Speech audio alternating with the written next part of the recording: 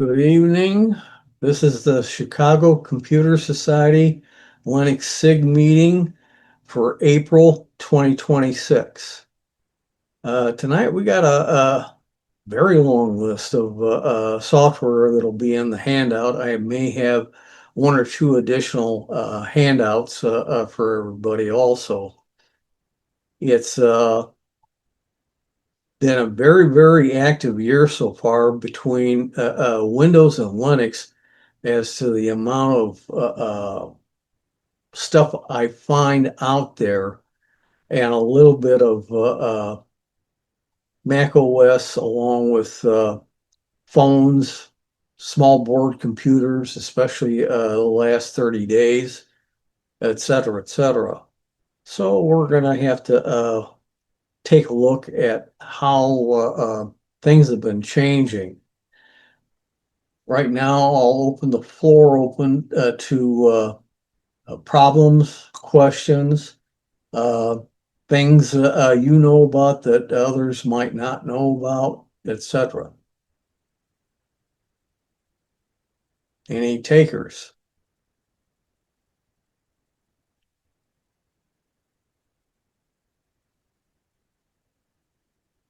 I only see one problem. Hmm.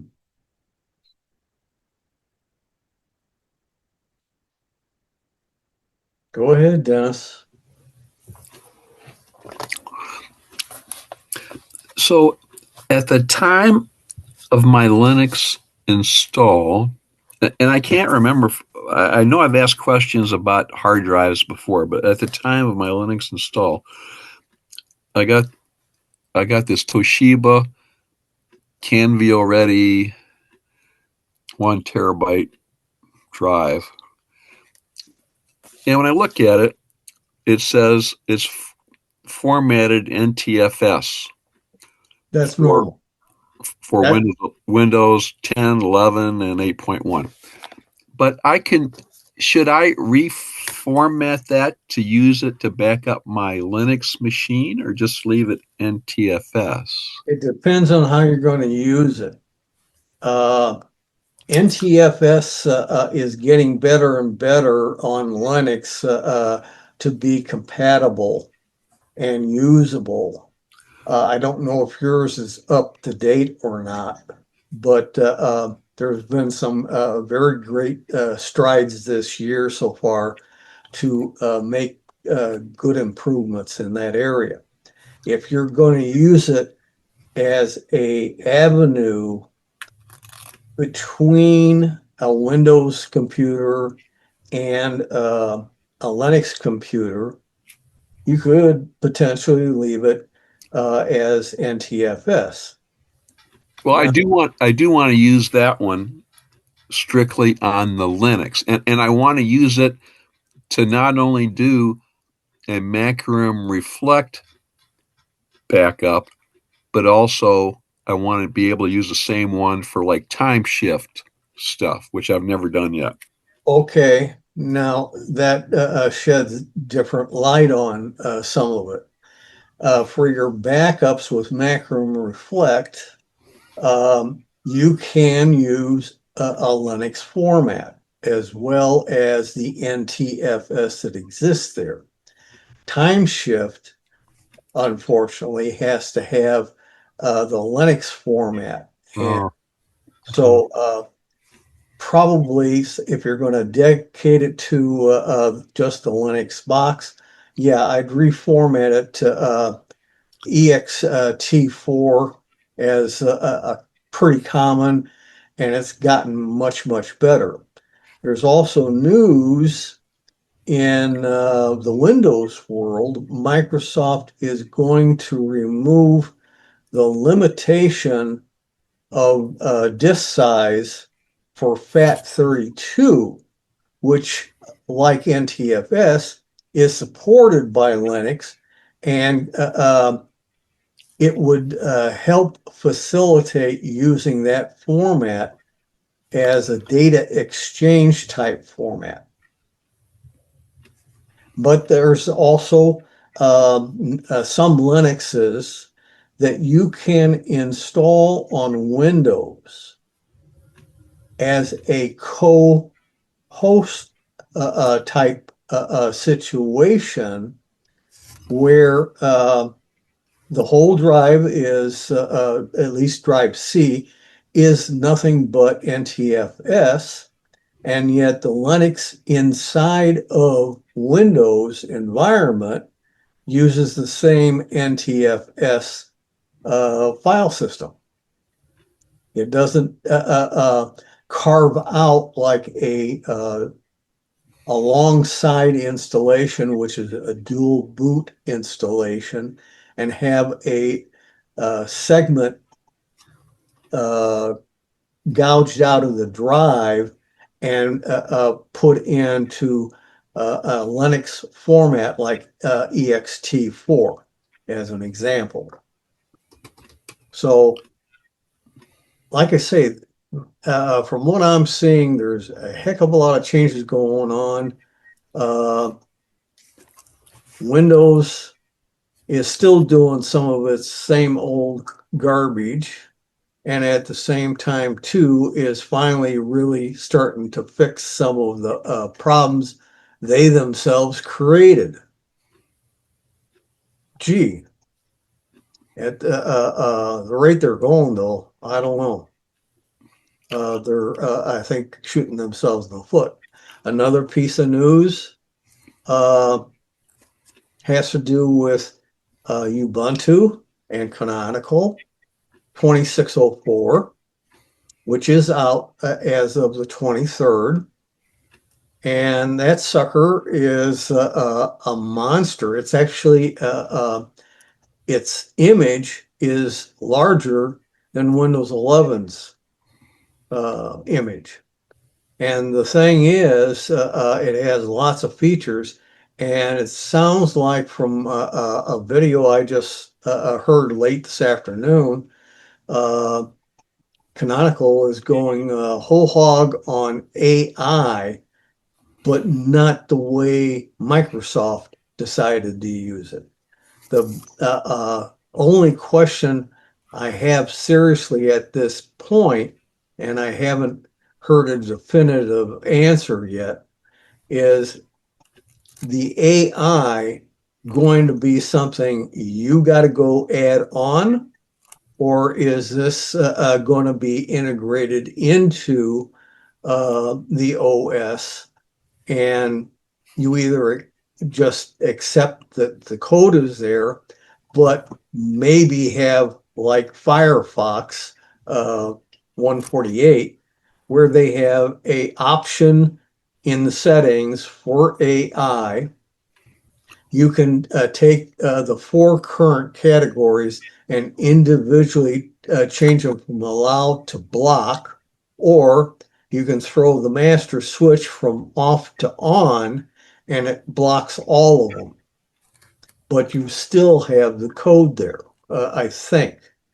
I did hear something that seemed to indicate, and I say indicate, that there might be a possibility that sometime after you install it, if you haven't turned it off, it will download the code into Firefox. But that raises the question, if I turn on that switch to block AI, if the AI is already loaded, does it take it out? I can't answer that question. So that's another factor in this whole bizarre thing. And another one is I don't know how many of you use Brave. I do use Brave on a number of systems. I don't. I have it on even this one here down on the task on the panel. I've got Brave. Brave comes with AI, a wallet, and a few other odds and ends. However, if you have this running on Windows and you don't want any of the AI, you don't want the wallet and a few other odds and ends, you can pay them a one-time charge of 60 or $66, and you will get a version of the exact same Brave without any of that code whatsoever. If you're running on Linux, you can get it for free. I have the information, and it's also in the handout. So it's literally, I'm almost killing this primary machine of mine that because it's running so slow and laggy because of the volume of material that keeps growing in size because I can't get to all of the material to say, okay, I've reviewed all the material. Let's get it off the system or archive it, do something along those lines. So until I get to that point where I can take that off, it's getting aggravating the lag because we're talking well over 700 files currently, and most days I farm more than I can get through in a day. It depends. If I for example, the next 3 days of this week, and maybe the weekend too, I can get to more of the material, which is good because I've got so much that I've got to get through before I can start archiving a lot of that information. It's crazy. I'm serious. I come up with probably in videos by themselves something in the order of about 15 or so a day, every single day. And I have then on another system to offload some of the work, I've got articles from a lot of things. Those go to the CFCS Discord, and then eventually I release them to Sanford for his and my Windows meetings before releasing them to the membership. So you should have all seen more FYI 3006, and that was the material that was in both Sanford's TNT meeting and in the Windows Office and AI SIG meeting, along with a heck of a lot that wasn't used in either one of the meetings. And I only got a couple things really done in the Windows meeting that I had last week, but everything else was in a lot else was in the handout, but there was more stuff available that includes Linux as well as Windows in the 3006 more of why. So does anybody else have problem, uh, questions, etc., or news? Just, No, you already had your 15 minutes of fame. Go ahead. I'm kind of confused whether I'm assuming this is an SSD drive, this Canvio.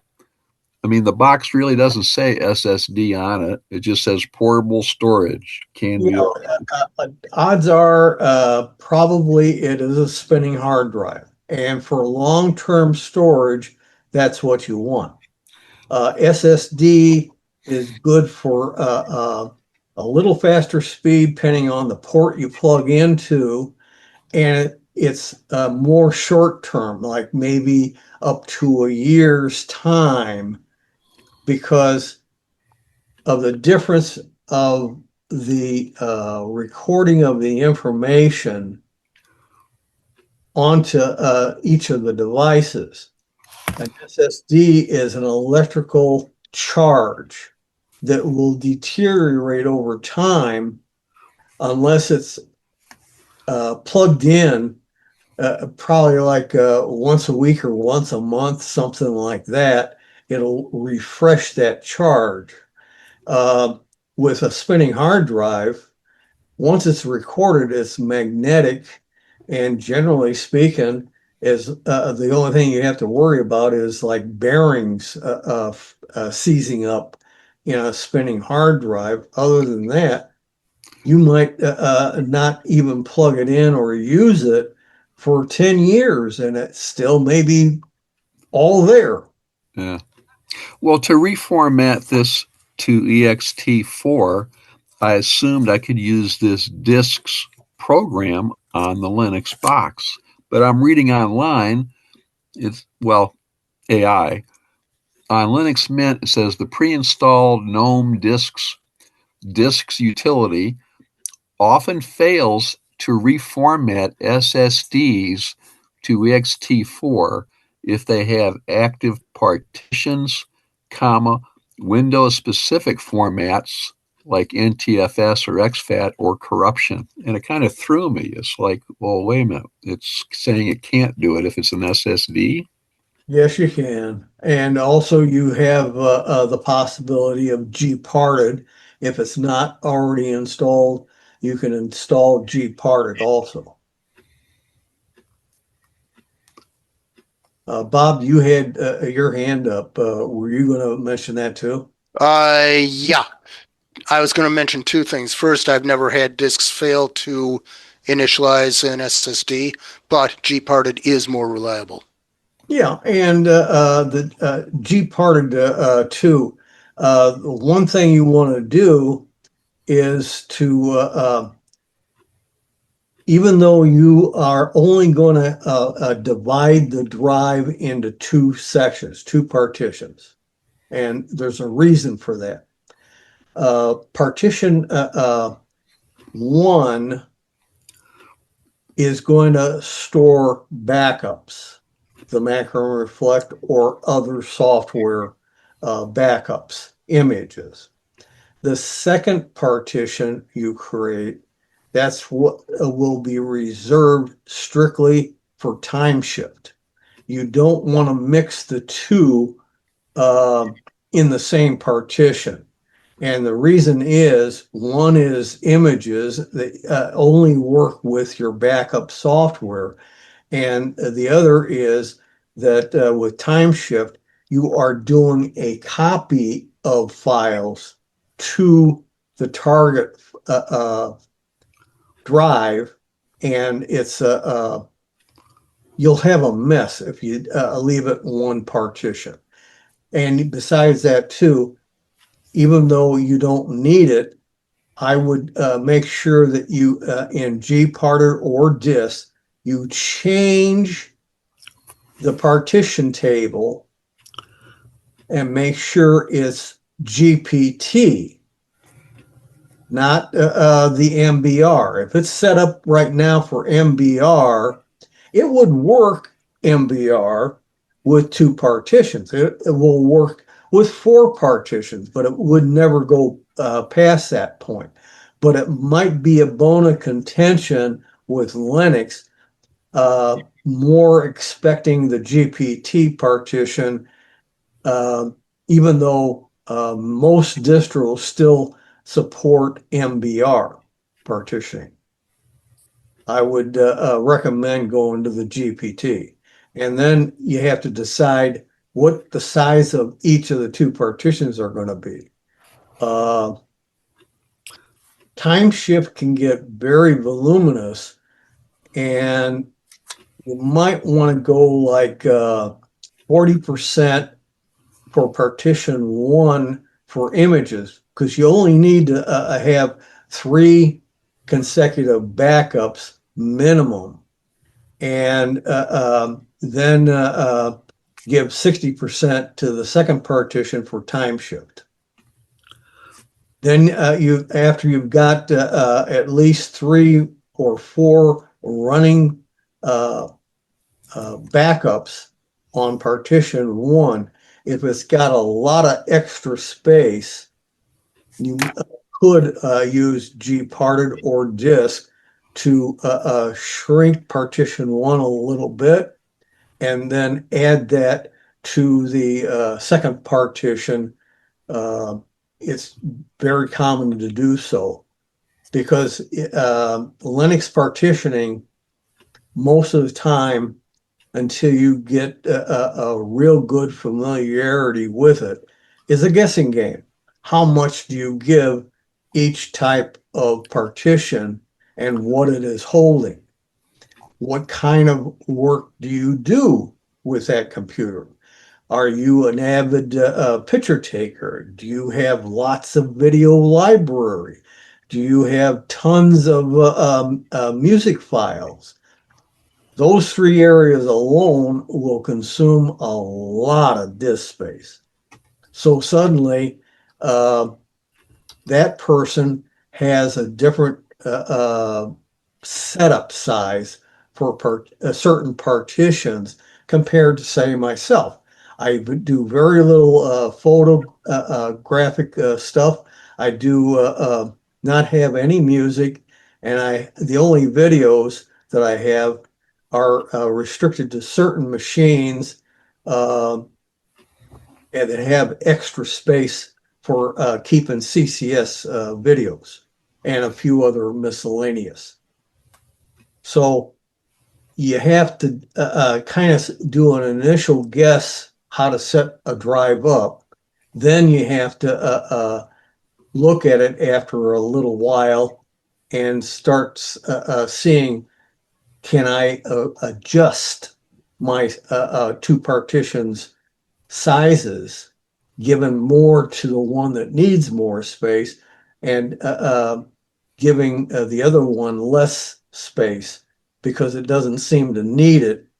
I can get 4 images in, and then after the backup is done, I can delete the 4th one, giving me more space. That's how I do it. But you have to understand, your images over time are very likely going to grow. So image 1, 2, 3, 4 may have all different sizes for the same one machine. As an end result, this is the growth of using the system the way you're doing it. And so you have to make allotments by taking the largest size backup you've got, multiply it by 4, and that is a little bit extra that you want to add to that to have some workspace. And that would be the optimum size for a time for your backups. But if they keep growing quite a bit, all bets are off. Now you might have to go the opposite direction. You might need more space for partition 1 for your backups and steal space from your time shift. Does that seem to cover it?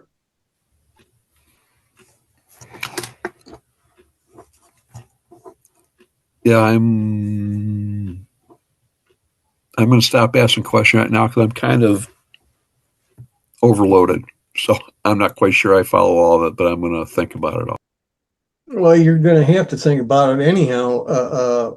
It's a case where, like I say, there's no absolute unless you've got 4 terabyte drives that you have, one for the home directory, another one for var directory as an example, and one for your root.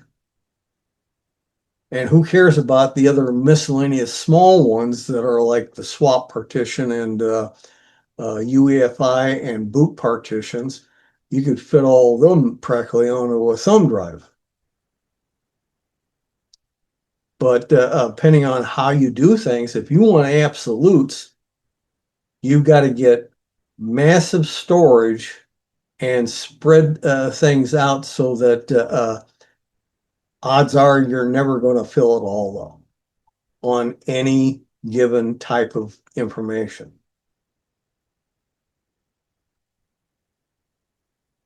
Anybody else got anything?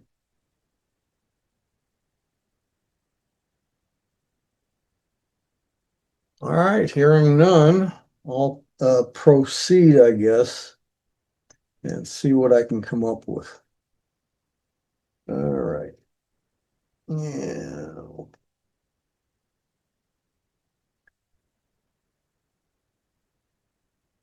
Okay. This first one and the next one are ones I just got today.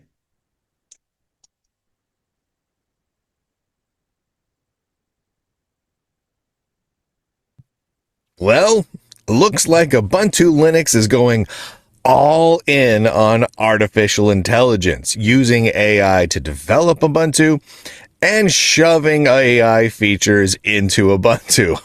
Because of course they are. Wait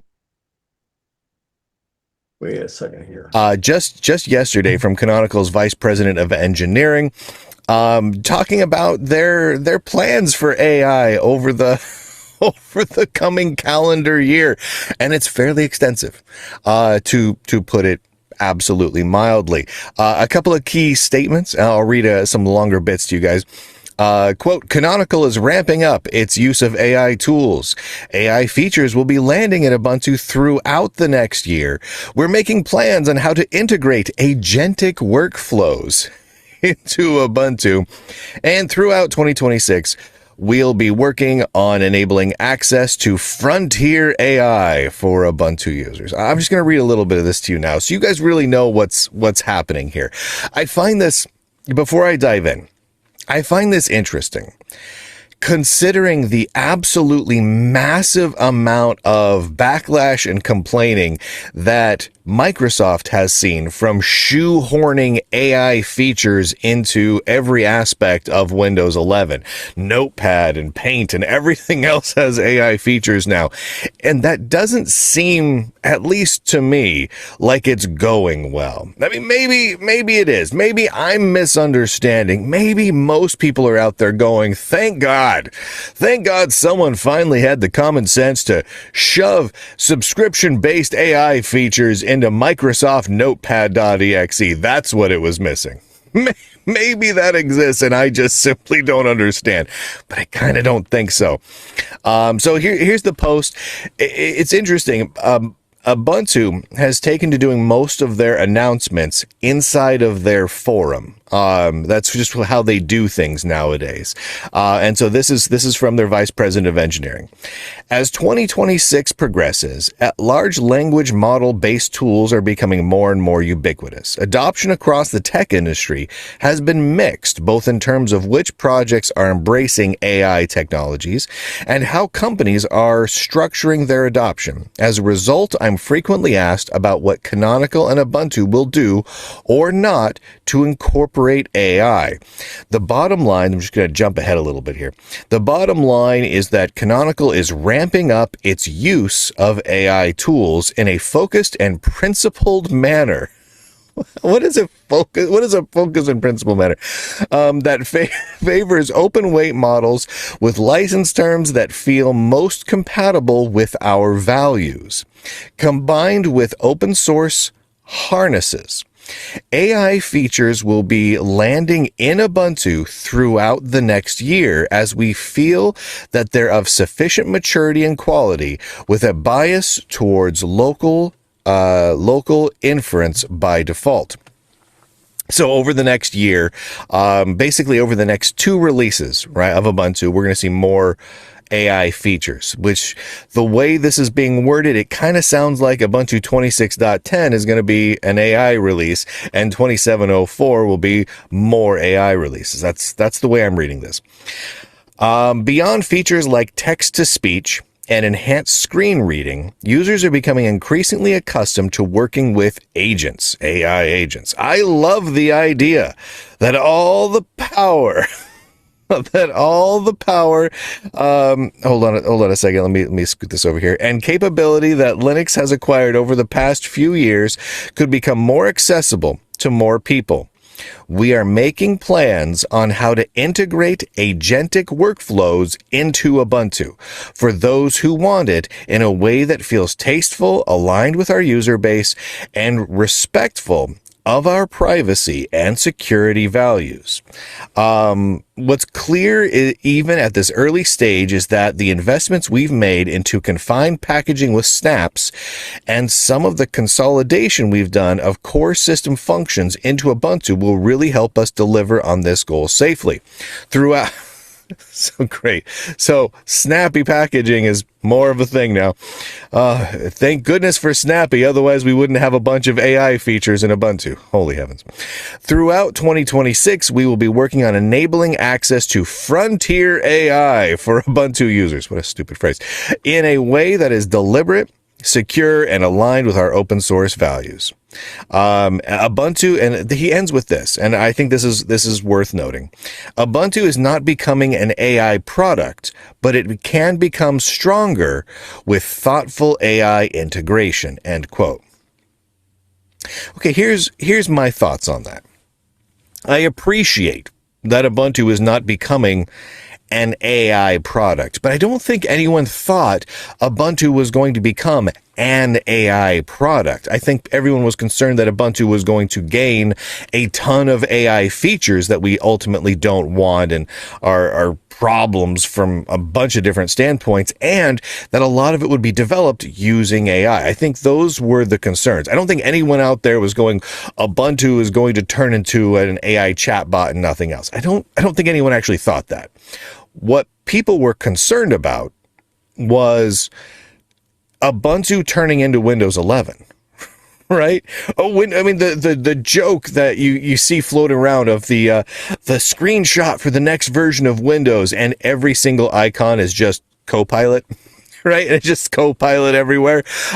That's the concern. And yeah, that's a bit of an exaggeration. Obviously, Ubuntu's not going to have every single thing be an AI button. I mean, that would be ridiculous. But then again, it seems like it would have been an insane and ridiculous idea to add AI into Notepad.exe, but Microsoft did it. It seemed insane to add AI into Excel and MS Paint and the start friggin' menu, but Microsoft did it. And you look back at the history of Ubuntu, and it would have been insane. We would have thought that's crazy in the early days that at some point Ubuntu was going to stick in links directly to Amazon.com within the Ubuntu equivalent of the start menu. But Canonical did that. Ubuntu did that. I don't know if you guys, a lot of you might be too young to remember that, but there was a point when Ubuntu said, you know what, we're gonna track all of the things that you're searching for in the Unity dash. Remember Unity? They got rid of that because it didn't work. And then we're gonna use it to try and sell you stuff through Amazon.com. In your little dock in your Unity dashboard, right? And everyone was pissed about it. Everyone was upset about it, and Ubuntu was ultimately forced to yank it out. Canonical and Ubuntu does this. I mean, they have a tendency, and God bless them for it, of having ideas like this and going whole hog. Ideas that everyone's like, no, they would never do that. That's crazy. That idea is retarded, and no one would ever in the right mind do that. And then Ubuntu or Microsoft, one of the two, comes along and does it. And so it's not unreasonable to think that Ubuntu is going to go so whole hog into AI that they're going to put it into all sorts of things, that they're going to have an AI-driven text editor at some point. That's not unreasonable, considering their track record. And what they're saying here, I mean, they're enabling access to AI. They're adding in AI features. They're using, and he talks about it in this in this post elsewhere as well, about how he's kind of encouraging the developers within the company to use AI as they're building Ubuntu and the next generation of Ubuntu. So that's what we can come to expect. And the thing that's worth noting about all this isn't Ubuntu and Canonical being an outlier, right? This is not Mark Shuttleworth's distro just blazing a new path and going where no other distro is going.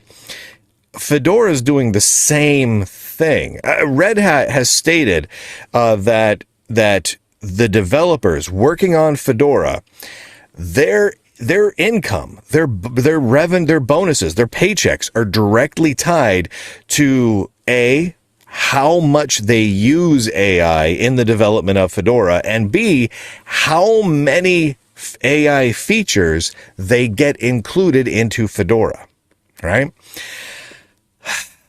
So we're seeing this across the board. We're seeing this all over the place. I mean, every different distro is coming at it from a different point of view. I think Omarchi, which has a lot of sanity in it compared to a lot of other distros.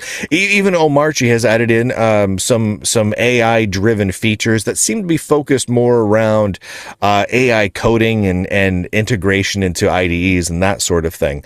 Not so much just throughout the distribution, like in text editors and whatnot, but still a lot of AI is being included. And so again, this isn't Ubuntu being unusual here, but it is worth noting that Ubuntu, who has been for many years sort of the king of Linux distributions, market share goes up and down and all over the place, but Ubuntu and Canonical have really captured a lot of mind share when it comes to Linux distributions for well over a decade now. And the fact that they're going all in on AI, I think is worth noting. I think it's worth noting, and it's worth being a little bit concerned about it. I'm not a huge fan. I'm not going to lie. I'm not a huge fan. I will, as always, I will reserve judgment until I see what Canonical does with it. But the way Canonical has been moving forward with making strange engineering decisions does not give me a great deal of confidence. Just to tie everything in together here, Ubuntu is replacing a large portion of the GPL'd code within Ubuntu Linux with MIT licensed Rust rewrites of those core utilities. And those core utilities are not yet fully functional. They're very, very, very broken with lots and lots and lots of security vulnerabilities, missing features, and all sorts of stuff. And that's a very strange engineering decision to make. Do you know what I mean? It feels like it's an engineering decision that's made based around hype and more of almost like a religious cult-like fanaticism than anything else.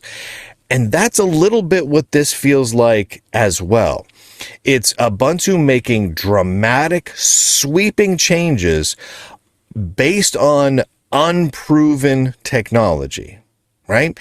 AI is changing so rapidly, so continually. I think all of us, whether we like AI or don't like AI or sit somewhere in between, I think all of us can admit that the AI functionality has improved dramatically over the last few years. I mean, we look at AI generated videos and they don't look like Will Smith eating pasta like it's a chicken sandwich anymore. Things have improved there, right? The code generation has improved. A lot of the things with AI has improved.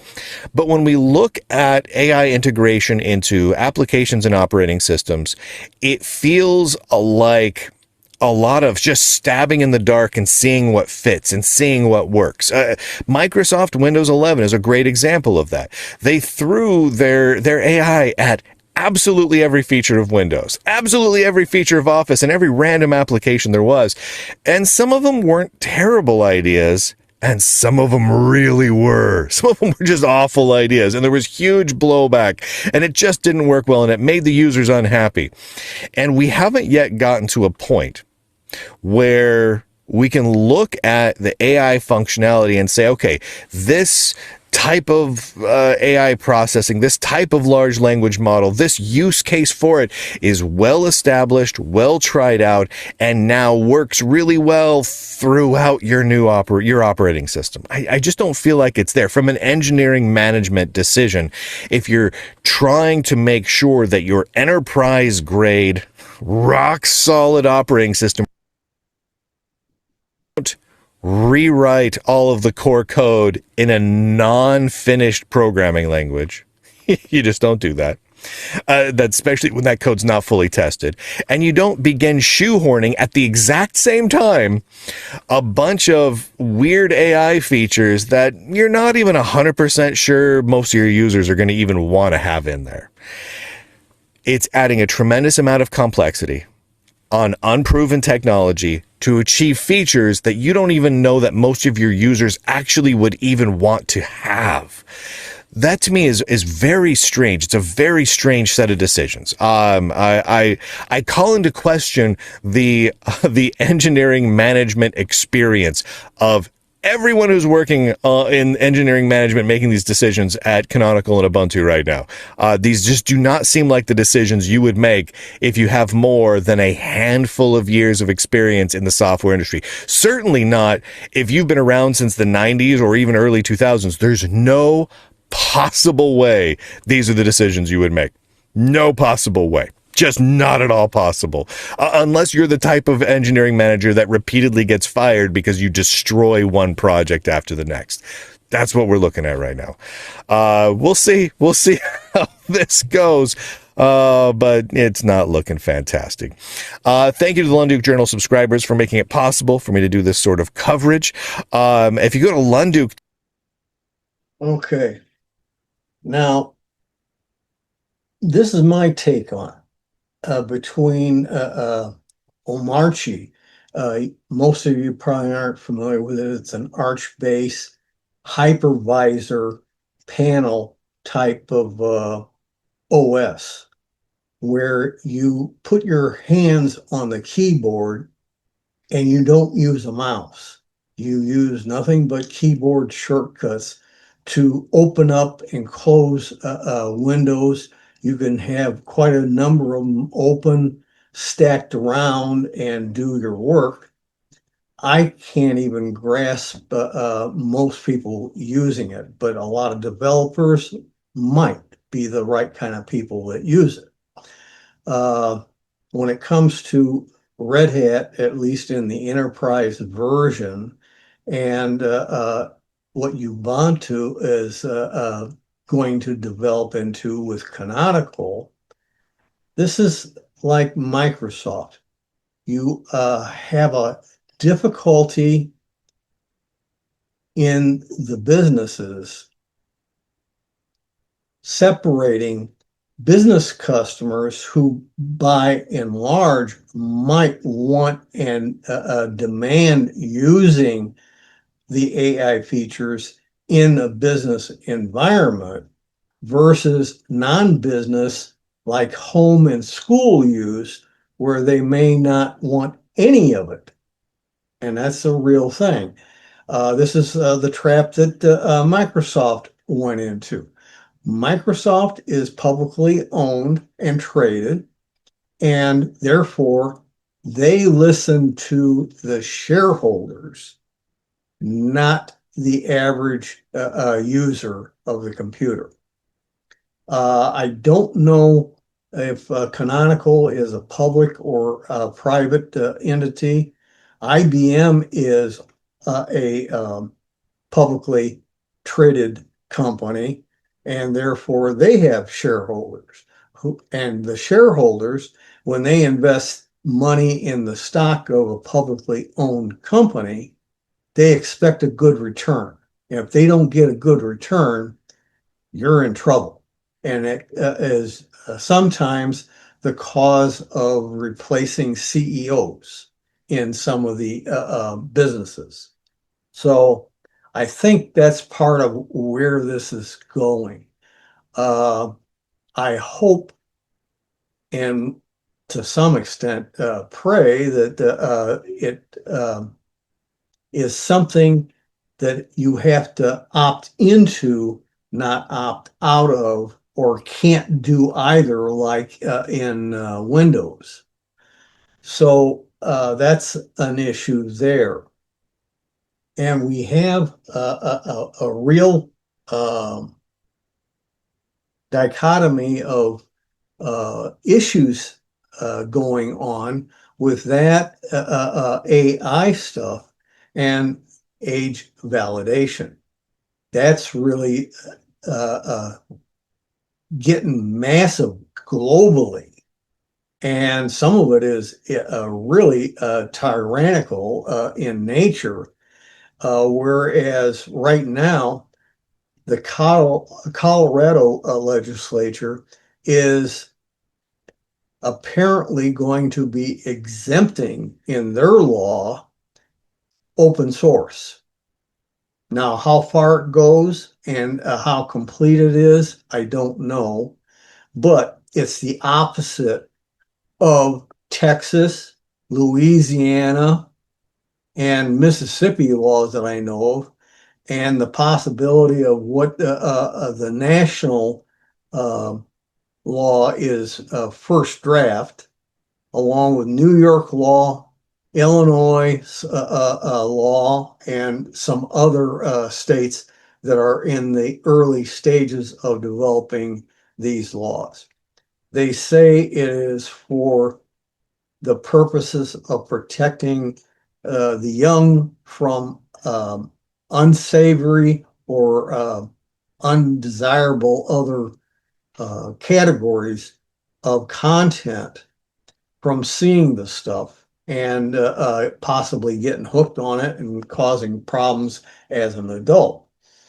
But it also requires, most of them so far, you have to have valid government identification and possible facial scan done to validate that you can do whatever you want to do as an adult. And one thing that does seem to be exempted, except the wording of the federal law, is that they exempt the parents from having the responsibility of what their kids can and cannot do. And it becomes a big, big question mark in society because everything seems to be moving towards authoritarianism. I hope I enunciated it right. But anyway,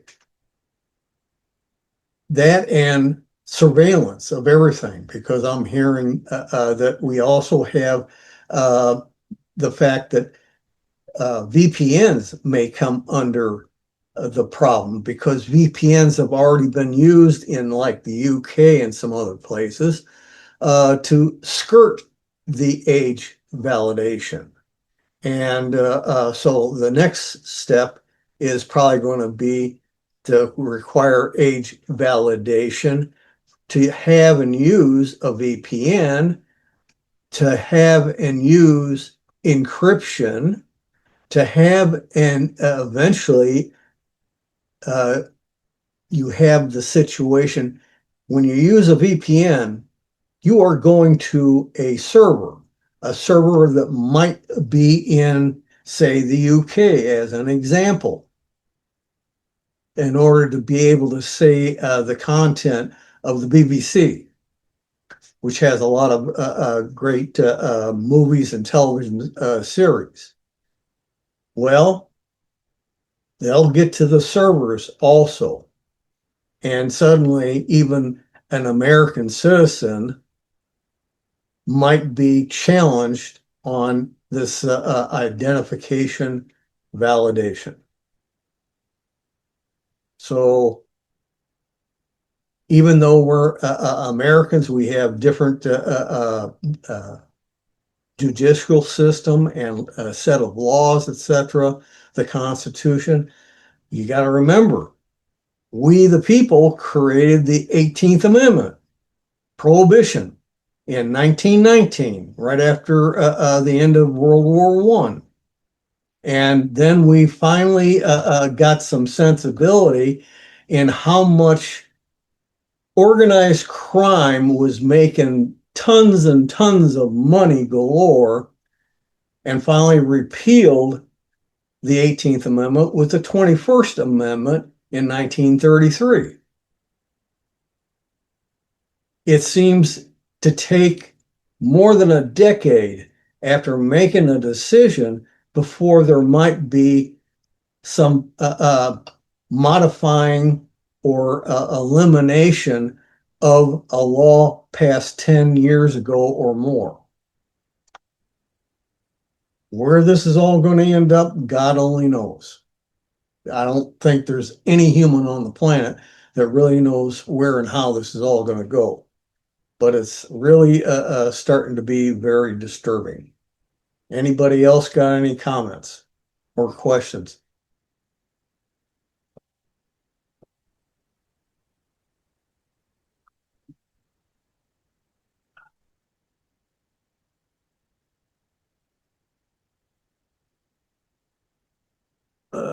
I didn't pick up everything you said, Earl.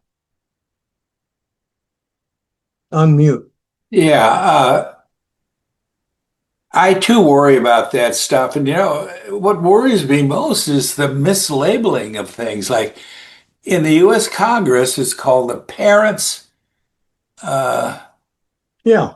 Control Act or something. Parents have nothing to do with it. In fact, the law takes all these decisions away from the parents. And the Well, parents already have uh, capabilities that are already exist on your computer to prevent certain logins from certain websites and so on. well, you have also too, and I'm not joking when I say this, you have almost across the country federal and state parent neglect laws, and they are woefully out of date, and nobody seems to, in our legislative bodies, going to propose changes that really put the onus on the parents on making sure what their kids are doing, not only on computing devices, but in general.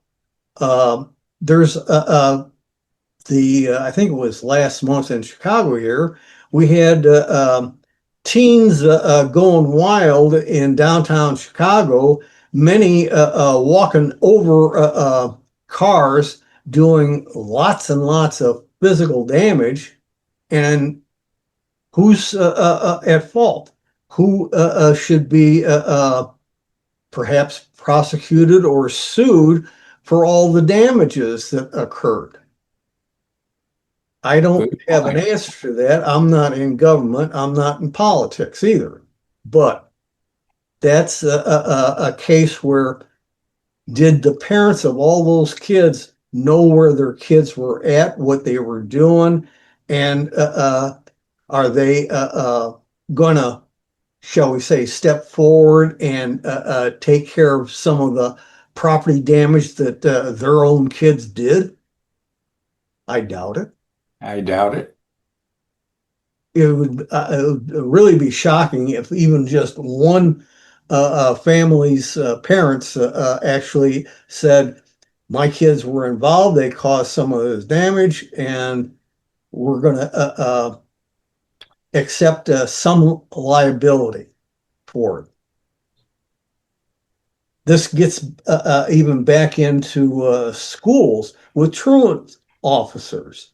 And a lot of them get mistreated by the parents of the students who are breaking the school's rules of attendance and so forth, and by the parents of the child. My understanding of the law is the parents are responsible for their kids until their 18th birthday. Yet That's we have parents who kick their kids out as early as 16, maybe even earlier than that. And nothing happens. Tim, just to go back to that video for a moment, in the chat, I put up this chart that shows how many of these Rust-based core utilities are passing the conformance test for what it's worth. So if people want to look at this graph in the chat, they're welcome to do so. Well, Rust is being used more and more, and they are wanting to use it to eventually replace all the C. I think it will. Yeah, I think it will. But it takes a long learning curve Oh, yeah. to become proficient with the Rust, but it has potential to be able to plug up a lot of the OS vulnerabilities just by changing the language. However, Canonical wanted to release those utilities in 2604. I think they did, didn't they? They had to withdraw it. They had to withdraw. They weren't, let's put it this way, they weren't good right now. They've got to do a lot more work on them before they can release them. Yeah. Well, and of course, that means people have to use it in order to find the problems that need to be fixed. So it's one of those chicken and the egg kind of things. That's not true either. I'll get back to that. Peter? Yeah, on this thing with the kids, the school that I do the STEM program with, I'm only there once a week when school's open. They've had to change the network passwords on the Wi-Fi 4 times this year because the kids find the administrator passwords for the Wi-Fi and bypass it that way. So having a separate Wi-Fi password for the minors, and these are all minors because it only goes to high school, doesn't help when you have kids that are near average on the high side and above average in the student population, because they will get around everything that's a password, and schools don't have the resources to do facial recognition, and the kids have to turn in their phones when they come in if they have a phone, and it stays in the office, so they don't have the phone during the day, but they have laptops that they share. And like I said, 3 times this year, which I've gone in and the Wi-Fi passwords for the account that I use, which is the teacher's account, which has higher pass through because I can use YouTube and some of the other sites because I'm permitted to do that, but the kids aren't. But the kids find the passwords because somebody lets one down, or there's a lot of families that have their kids there that are teachers, and they go into their father's or mother's computer at home and get and break in through the Windows accounts and find the school password for the Wi-Fi, and then they come in and they use that. So there's no good way of preventing a kid from getting to where they want to go. I hate to tell you this, but I've already seen a report. Gen Z, the kids that are in school right now, have the highest level of hackers in the United States. We don't have foreigners hacking into stuff. We're doing it to ourselves through our kids. Well, they start with Scratch in the 4th grade, Scratch programming. They've already done keyboarding at the 3rd grade level. They start with Scratch at the 4th. They're making games by the 5th grade. Who in a family knows more about computing than the kids? It isn't the parents usually. Unless they're an IT person, it isn't. Even if they're an engineer, they don't. Bob? And yet, and you had at least two videos that touched on this, Tim.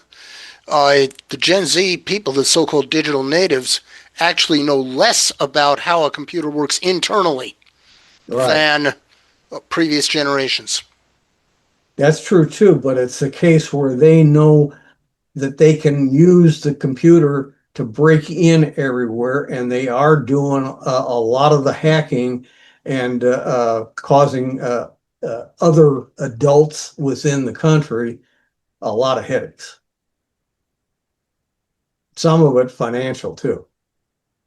And a lot of that's because the adults aren't taking the kinds of precautions that anybody who knows anything about technology would be taking. Yeah. Now, I want to touch back to something that Earl brought up. If I can clear my mind for a minute. Uh, it has to do with some of the AI stuff. Recently, Anthropic created a new version of AI. All these companies that make AIs, they have umpteen versions that it's unreal. This one is Mosey or something like that. And this one cannot be released to the public. It's only accessible by the big tech corporations, etc., because they did some analysis of code, source code, and they found stuff, flaws, bugs, vulnerabilities, some going back 27 years that no one handling the code ever saw.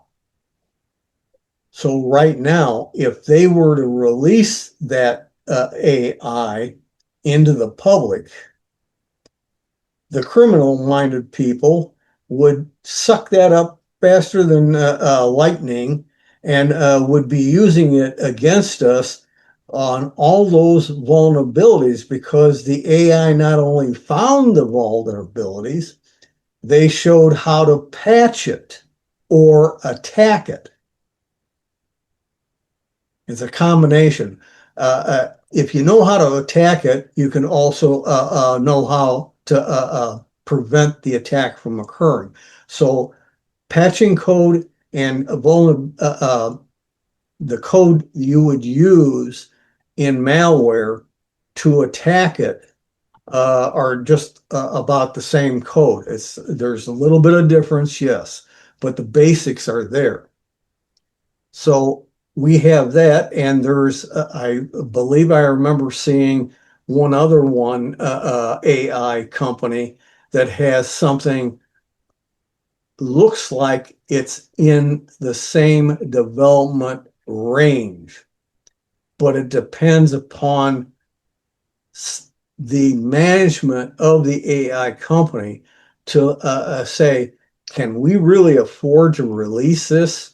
Or do we have to sit on it and only collect money from the large corporations until they get all their bugs and vulnerabilities and other things totally patched before it gets released to the public?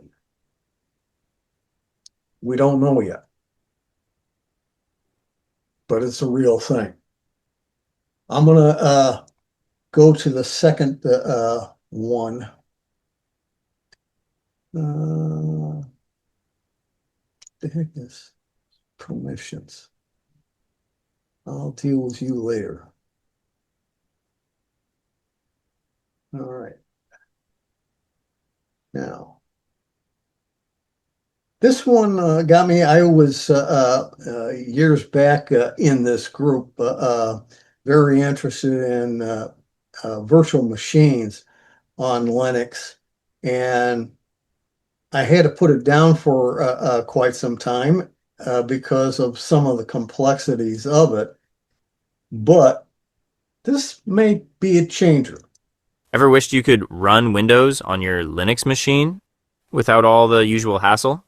No digging through confusing settings, no endless clicking through menus, just a couple of simple commands and you're up and running. Sounds too easy. Stick around.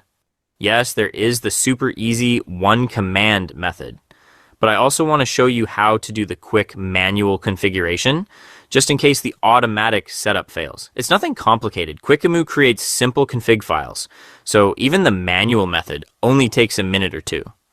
And knowing how to do it gives you full control if something doesn't work on the first try. So what exactly is QuickMoo? Think of it as a shortcut for virtualization.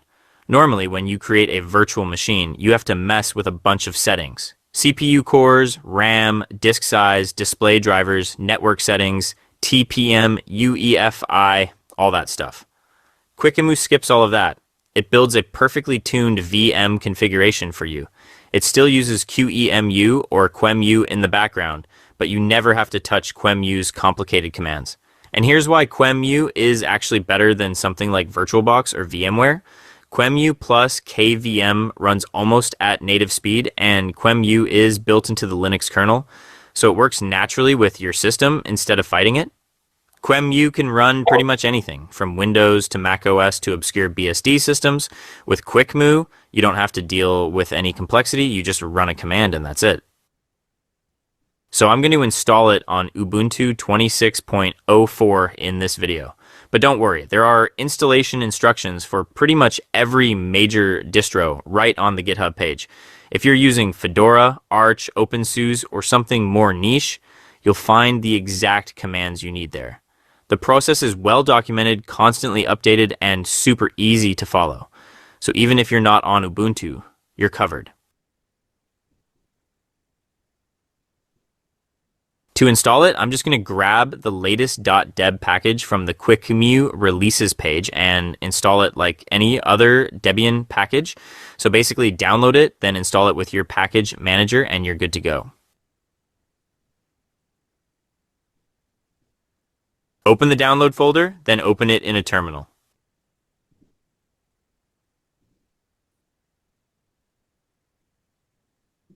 Run the dpkg command to install the deb package.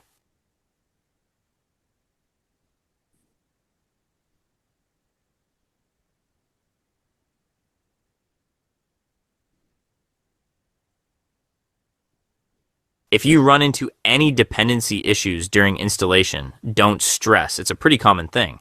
Just run this command. What this does is tell your system to fix broken or missing dependencies automatically. So it installs anything that QuickMoo needs to work properly. After that, you should be good to go.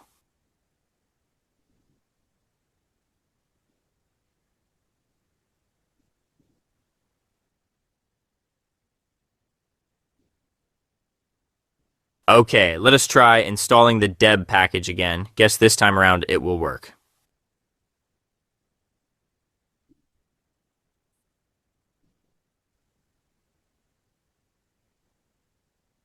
Wow, that was a quick install. Now all that's left is to get Windows, or really any operating system you want to run. You could go get that image yourself, but QuickMoo can get it for you automatically. It has a built-in tool called Quicket that automatically downloads the ISO for you. All you have to do is tell it which version you want, like Windows 10 or Windows 11, and it handles the rest. So instead of hunting down files yourself, you just run one command and you're good to go. So here we'll install Windows 10.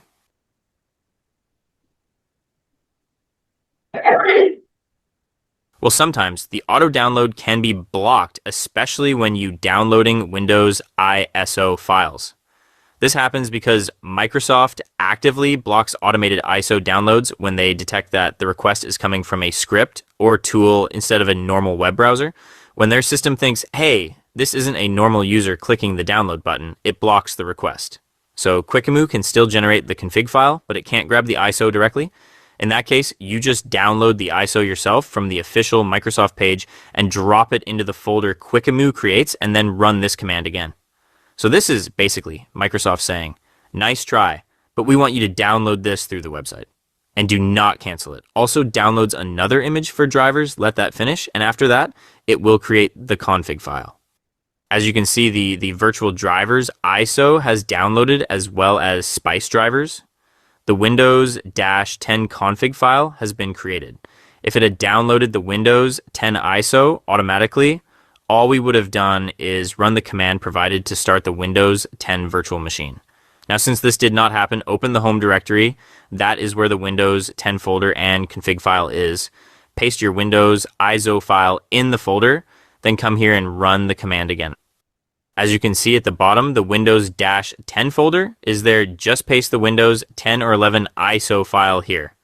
I already did that myself.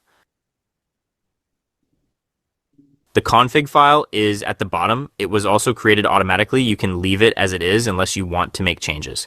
Like myself, I gave the Windows 10 virtual machine 4 gigabytes of RAM. QuickMoo automatically assigns RAM to the virtual machine. It uses smart defaults based on your system, so you don't have to configure anything manually. But I just gave it 4 gigabytes myself since I do not have enough RAM, and it failed to boot.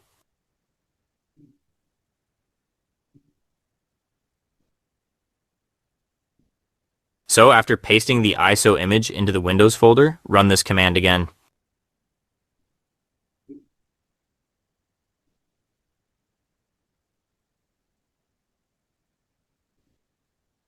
Now all you have to do is start the Windows virtual machine using this command.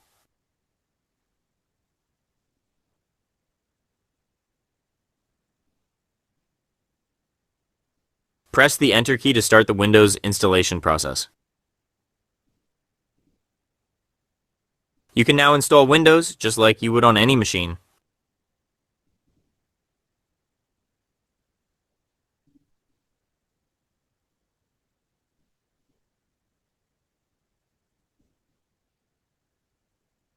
Click on View and take note of the keyboard shortcuts. These are the ones you will use to enter full screen mode and so on.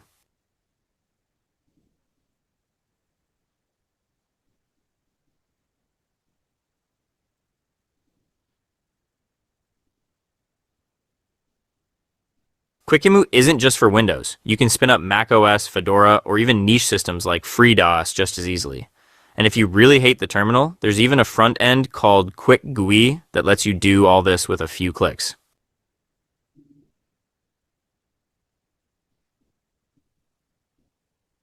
QuickMoo can actually do a lot more than what I've shown here.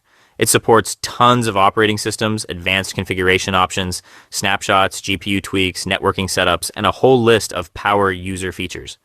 If you want to dive deeper, definitely check out the documentation on the GitHub page. Everything is clearly explained, and you'll find tips for just about any setup you can think of. And that's it for this video. If you found this helpful, hit like, subscribe for more Linux content. Thanks for watching. Okay.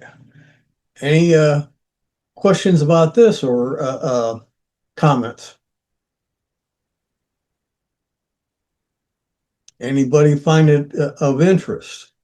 I found it to be very interesting that somebody finally came up with a much simpler method of that once it's set up and running, and yes, you have to use the command line. It does seem to make it much easier. Windows 10 will still work just fine in a virtual environment for running almost anything that is a Windows piece of software, with some exceptions. As an example, Dennis brought up in past meetings, he wants to use TurboTax as an example, and there may be other pieces of software like that that change annually, where they are saying, you've got to have 11. I will not run on even a virtual Windows 10 machine. Part of that has to do with the security features of that Windows 11 requires, including the TPM specifically. So it's a case of some companies will utilize that. Also, if you're playing AAA games and or anti-cheat games, those still have to be run on Windows. And I think in most instances, that has to be done on Windows 11 because Windows 10 really doesn't utilize TPM even if it's on the machine. And I don't know if the games will uh, usurp the OS that you're using to take advantage of the TPM if it's on your hardware. So you've got some software that no matter what, it's going to require 11. I would use a debloated version. I would get rid of as much of the AI, the especially the privacy and telemetry type problems that are built in. And there's a lot of other features and pieces of code that they include with 11 that I would purge out before I would use 11, even in the virtual machine, because these take up a lot of space. They're usually compressed in some form. That's a positive. But still, you may have to have a very large amount of free space available to make the virtual machine handle Windows 11 or even the 10 and the applications you cannot divorce yourself from, such as Adobe, as one good example. And there are many other ones as well that people cannot find to their liking acceptable alternatives to some of the software. So if you can't divorce yourself, now you can have one machine running Linux doing most of your average day-to-day work and still have Windows there to handle the applications you rely upon productivity-wise, like Adobe's software and many others. There's, I think Autodesk is another one that would get some people into trouble if they try and see if they can replace it with a non Autodesk piece of software. You And have a license? pardon? Have a license though? Well, For 10 Autodesk or 11? is proprietary software. It runs on Windows and always has that I know of. I don't think they make a Linux version. I've never heard of it. And some of the open source projects that try and do some of the same kinds of things are very lacking if you're a big developer of Autodesk. So that might be another one like Adobe's software where you would have a virtual machine with Windows really running. You'd have the Autodesk installed and do that to your heart's content. But you got to have a machine also that has enough horsepower and RAM memory already, because right now, besides the shortages of RAM memory, the SSDs, the high capacity hard drives, GPUs, not only themselves, but the VRAM is in short supply. A lot of the NVIDIA cards are being sold to usually third parties to put their labeling on them. and sell them, but they're coming from NVIDIA with little or no VRAM on them. It's up to that manufacturer that's using NVIDIA's product to find their own VRAM to put on those cards. Some are trying to use older versions of RAM at less cost. Other ones have come up with some novel ideas. They're remaking, for example, the 3060, which I think was an 8 gig, but there's also a 12 gig card. Somebody, I can't remember who it was, has made tremendous advancements in how to handle a GPU's memory so that it uses less and gets more done more efficiently with what it has. Peter, you had your hand up. Yeah, I did. For Autodesk, for the installed versions of their softwares, and they probably have 50 or 60 different softwares, like Adobe does. For the installed version, you need real horsepower on the machine. You cannot start the new versions without at least 16 gig of regular RAM, preferably 32. Right. And also and a really, really strong GPU. You have to have a strong GPU too in many instances. Yeah. But you can get around that by doing the online versions.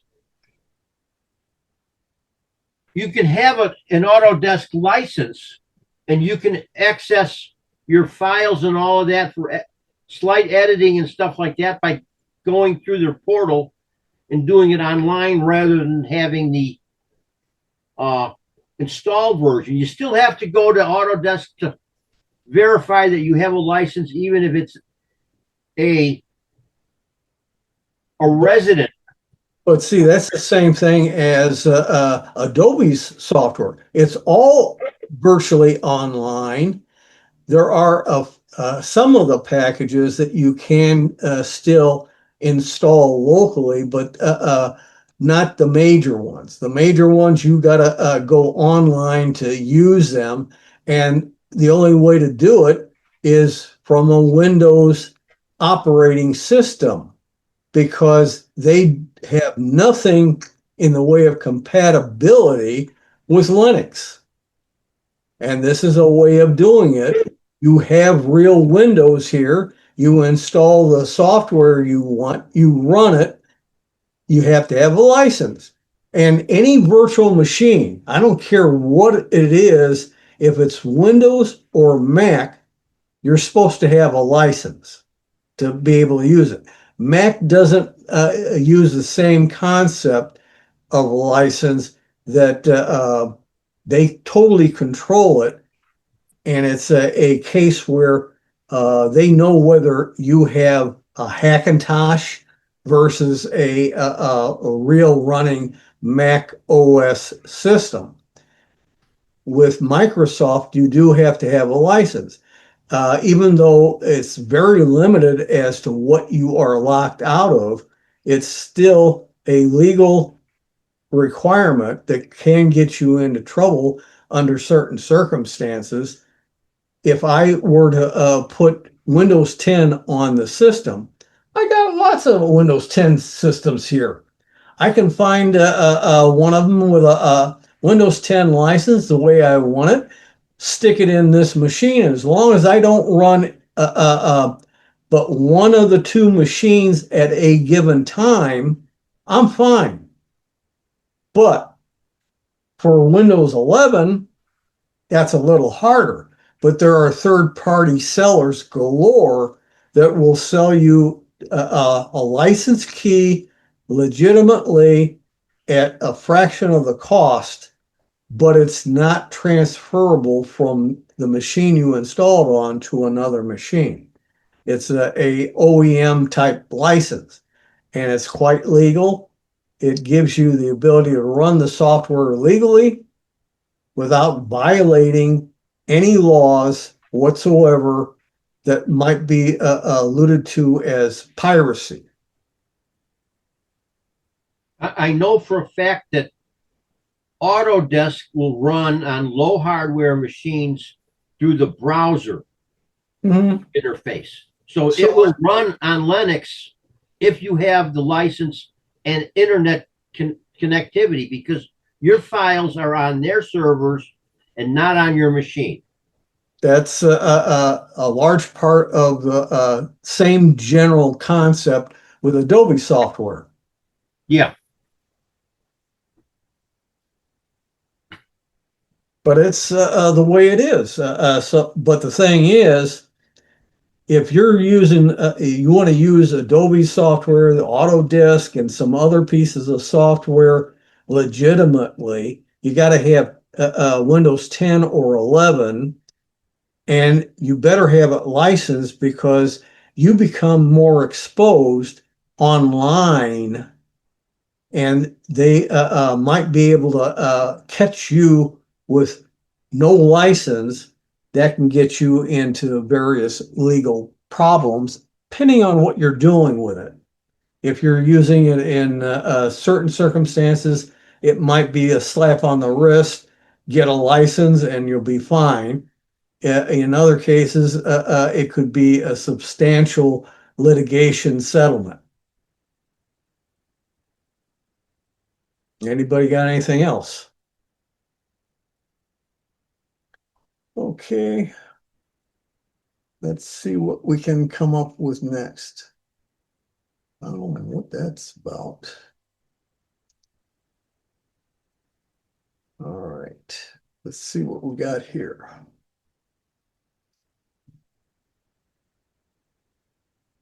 You install Linux Mint, and at first, everything feels smooth. But after a few weeks, you start noticing small friction. Apps take a second longer, the system feels a bit heavier. Nothing is broken, but it's not great either. That's where these hidden gears come in. These are not hacks, they're small adjustments, the kind real users rely on daily. Let's get into it. The first thing most people completely ignore is startup control. Linux Mint is clean, but it still loads more than you actually need. Open your startup applications and take a real look. You'll usually find update checkers, Bluetooth services, maybe a few background tools you don't even use. Turn off what you don't need. This alone can make your system feel noticeably faster after boot. And it's one of the safest tweaks you can do. Now, here's something that actually changes how your system feels. Reduce cinnamon effects.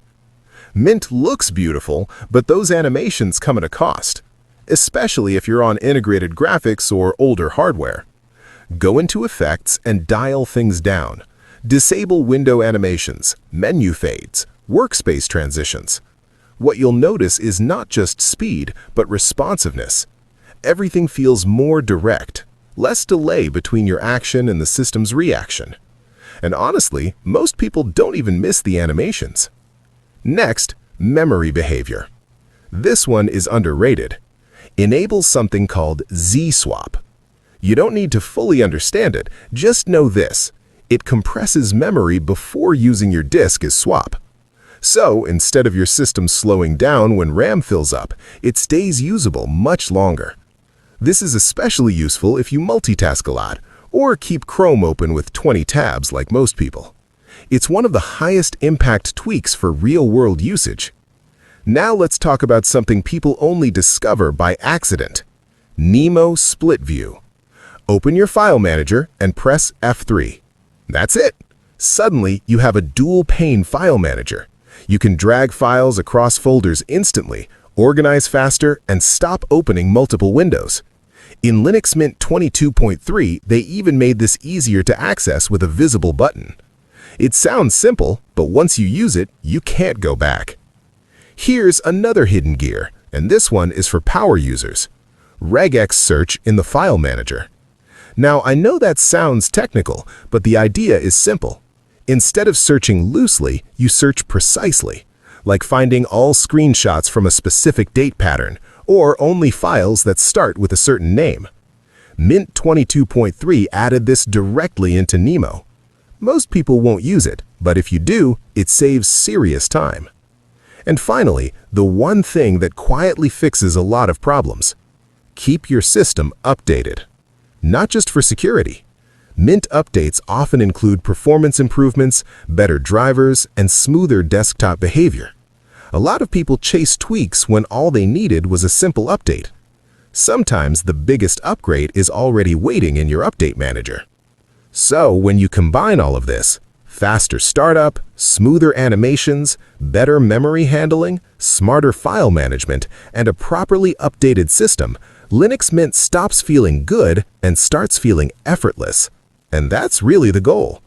Not tweaking for the sake of tweaking, but building a system that stays out of your way. That's what makes Mint great. And once you get it dialed in like this, it's actually hard to go back to anything else. You install Linux Mint, and at first, everything...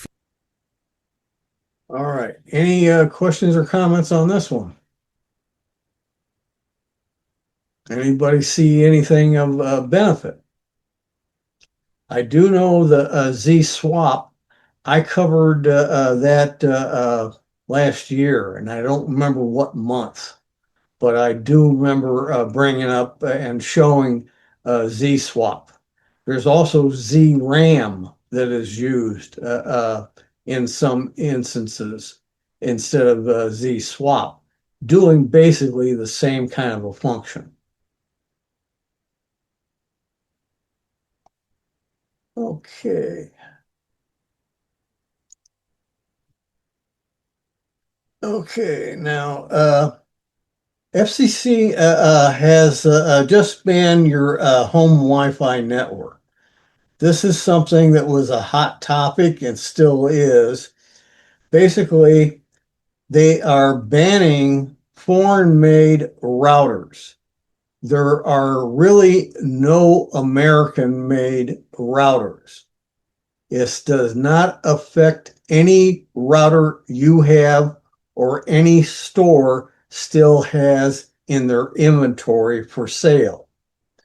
It does, however, we have Netgear and one other company I don't remember hearing about before. They probably make a lot of routers for different companies that put their own name on. And they have now clearance, I guess you could say, by the FCC to manufacture and use the sell their product in the United States still. And it has to do with what led to the decision. The executive branch determination identified two primary concerns driving the policy change. First, officials concluded that reliance on foreign manufactured routers creates a supply chain vulnerability that could disrupt the U.S. economy, critical infrastructure, and the national defense operations. Second, the determination found that such devices carry a serious cyber attack risk that could potentially be exploited to harm American individuals and disrupt critical infrastructure at scale. Action comes in the wake of several high-profile cyber attacks in recent years, including the incidents known as Volt Typhoon, Flax Typhoon, and Salt Typhoon, in which foreign-made routers were identified as having played a role in breaches targeting the U.S. systems. So they get into rules here, what it means for consumers, etc. There is, and I want to bring this to your attention, a lot of routers, if you don't need, say, the 6 gigahertz range of frequencies, just the 5 gigahertz and the 2.4. There's a lot of routers out there that qualify for open WRT or DD-WRT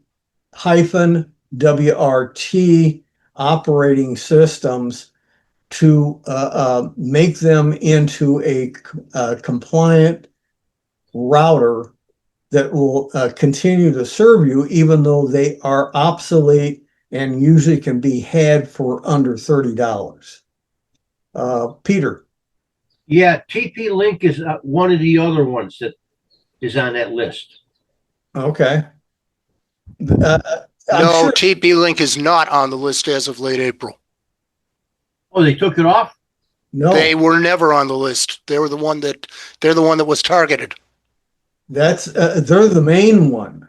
But the thing is, Well, I meant on the list that is not allowed. Yeah, not allowed. Yeah. The ones allowed. with exemptions are the ones I put into chat. Now Netgear and this other company, I can't remember the name of. There are two of them. Eero, Amazon Eero got clearance. Okay. AdTren is the other one, but they're kind of a specialty company. But bottom line is, they were on the blacklist. They have convinced the FCC that they will comply with the new rules that'll allow their product to still be imported tomorrow, so to speak, and be sold to anybody who wants to buy it. So at any time, other manufacturers might also agree to the changes in the rules and get their products cleared as well. But it doesn't address the one big feature, and that is none of these are US made.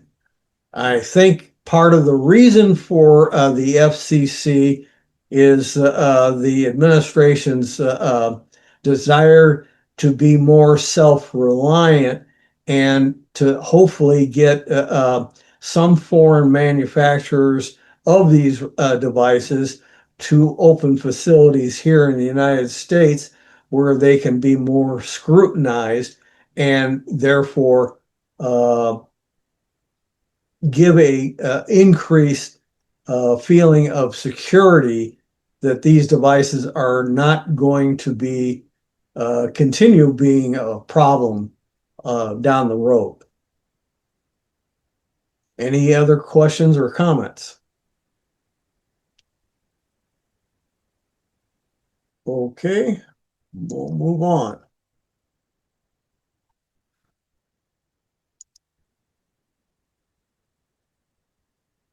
If you're using Linux Mint 22.3, your browser is easily the most used app on your system. It's where you spend hours every day, watching videos, browsing, working, learning. Everything happens inside a browser. But here's the thing, not every browser feels the same. Some are built for speed, some are focused on privacy, and some give you so many features it almost feels like a full workspace. So in this video, I'll show you 5 of the best browsers you can use on Linux Mint, ranked by real-world usage and popularity. And yeah, number 3 is still my personal favorite. Let's get started. At number 5, Flow Browser. This one is not very well known yet, but it definitely deserves attention. Flow is designed to be lightweight and distraction-free. When you open it, everything feels clean and minimal. No unnecessary panels, no heavy UI, just a simple browsing experience. One of the biggest advantages here is performance. It uses very little RAM and it starts up really fast. So if you're using Linux Mint on older hardware or just want something that feels snappy, this is a great option. It's also good for focused work. Because there aren't too many features, you don't get distracted easily. But yeah, there are limitations. You won't find a huge extension ecosystem, you won't get advanced tab management or deep customization. So Flow is best if you want something simple, fast, and clean without all the extra complexity. At number 4, Florp. Now this browser is seriously underrated. Florp is based on Firefox, but it adds a lot of extra features that power users will appreciate. Right away, you get vertical tabs, which is perfect if you keep a lot of tabs open. You also get multiple sidebars, so you can access bookmarks, history, or even web apps without switching tabs. Another strong point is customization. Florp gives you control over layouts, UI behavior, and even advanced tweaks like custom CSS. So if you like adjusting every little detail, this browser gives you that freedom. It also focuses on privacy. A lot of tracking features are minimized, and you get more control over your data. But I'll be honest, it's not the most beginner-friendly browser. There are a lot of options, and it can feel a bit overwhelming at first, but once you get used to it, it's incredibly powerful. At number 3, Vivaldi. And yeah, this is my favorite. Vivaldi is built for people who want full control over how their browser works, and it really shows. Let's talk about tabs first. You can stack tabs together, group them, split them side by side, even tile multiple websites in one window. So you can watch a video, read an article, and take notes all at the same time. And speaking of notes, Vivaldi has built-in tools that most browsers don't include. You get a notes system, a full email client, a calendar, and a powerful screenshot tool, all inside the browser. No extensions needed. Then comes customization. You can change themes, move interface elements, adjust shortcuts, basically shape the browser exactly how you want. It feels like your own personal setup. Now yes, it can be a bit heavier compared to simpler browsers, but if you want productivity and control in one place, Vivaldi is honestly hard to beat. At number 2, Brave browser. This is one of the fastest growing browsers right now, and for good reason. Brave focuses heavily on privacy and speed. The moment you install it, it starts blocking ads and trackers automatically. So websites load faster and you get a much cleaner browsing experience. It also includes something called shields. This lets you control exactly what gets blocked, like scripts, cookies, and trackers. Another powerful feature is the private window with Tor. This gives you an extra layer of anonymity directly inside the browser. And then there's Brave Rewards. You can choose to see privacy-friendly ads and earn small rewards in return. Not everyone uses it, but it's an interesting option. Overall, Brave is fast, secure, and very easy to use. You install it, and it just works. And finally, at number 1, Firefox. This is the classic choice, especially on Linux. Firefox is open source, privacy-focused, and independent from Chromium. And that independence actually matters because it keeps the web more diverse instead of everything depending on one engine. In terms of features, Firefox is very well balanced. It's customizable, but still simple to use. It's fast, but also stable, and it has one of the largest extension libraries available. You also get built-in privacy features like enhanced tracking protection. And one feature I really like is container tabs. This lets you separate different activities. For example, you can keep your work accounts, social media, and personal browsing completely isolated, which is great for both privacy and organization. So overall, Firefox is reliable, powerful, and trusted. It may not try to impress you with flashy features, but it delivers a solid experience every single time. Okay. One comment there that I have is I have in the handout for Brave. If you're using it on Linux, it's free of charge. If you use it on Windows and don't want the AI stuff, then you got to pay for it. But here I'm going to launch Firefox.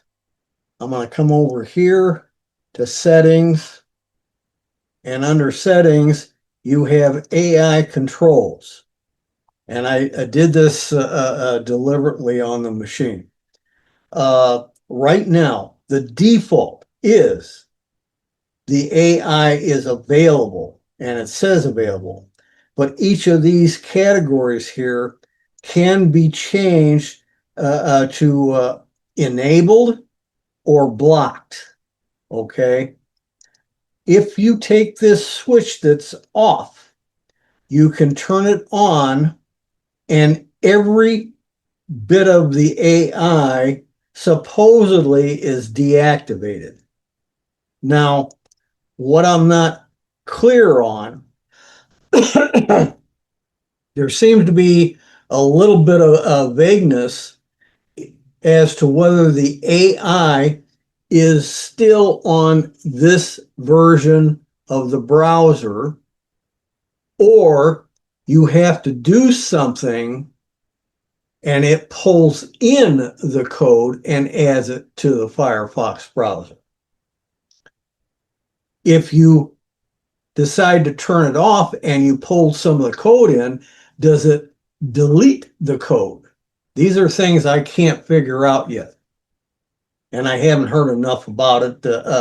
This is something that came up in the last 30 days. So I thought I would show you that screen there. And if you use derivatives, such as I have down here, Libre Wolf, I have Fire Dragon, those two have the same AI because they're built on the same Firefox. So you may have to go into those and make changes in that AI setting to your taste. Zen Browser, I don't remember if it's based on Firefox or not off the top of my head. It's still a beta browser, but it seems to work halfway decent. So I have it on a couple of my systems. But I don't think it shows the AI.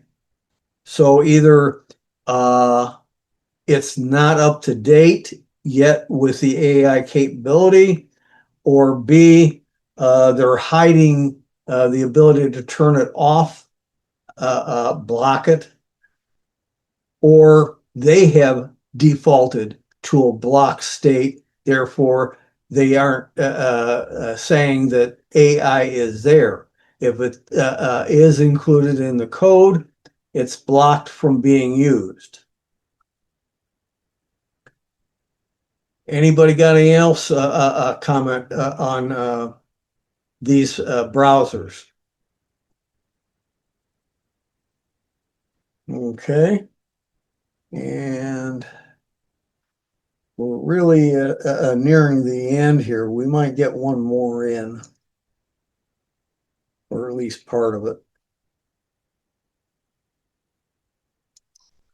Today we're going to be taking a look at two specific distributions who've been making rather large moves recently and over the past year, even to some of their most foundational components and systems. As these distributions are known for shaping the path for other distributions, it makes sense to take a look at what they've been doing over the past year because they can actually change the course of Linux. The first one I want to talk about is Ubuntu. Ubuntu 26.04, the Resolute Raccoon beta, has just been released. And over the past year, we've seen major changes in Ubuntu in the way that they operate and what their core components even look like, as we've seen a heavy investment in Snap, tight integration with the system and store, auth-d, and Rust core utilities with a very high focus on Wayland. Let's talk about some of these things. So for those of you who want to test the latest 26.04, we have an official beta release. You can check it out, but that's not what I want to focus on. What I first want to focus on is what Ubuntu and Canonical have been doing to move one of the most fundamental parts of their system to Rust,